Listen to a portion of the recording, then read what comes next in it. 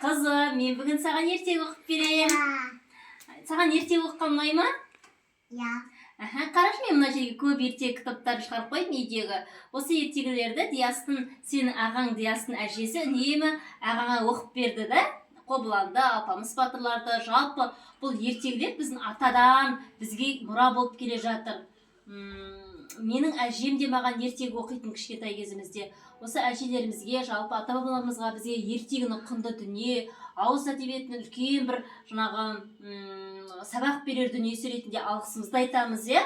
Осы орайда мен біздің балабақшаның балдырған тобының ата-аналарына балаларымызға ертегі оқуды дәстүрге айналдырып жаңғырту, ұлттық құндылығымызды дамыту мақсатында ұсынғым келеді челлендж ретінде. Ертегі оқу баланың үлкен ой санасын, қиялын, логикалық қабілетін, сөйлеу мәдениетін дамытатын құнды дүние ретінде біздер үйімізде жалпы оқып тұрамыз. Осыны балаларға оқып ертегі айтуды бірге қолға алайық дегім келеді. Көзайым, бүгін біздер қазақ ертегілерін бастаймыз. Саған қандай ертегі ұнайды? Сиқыршыларды оқып берейін ба? Жарайды.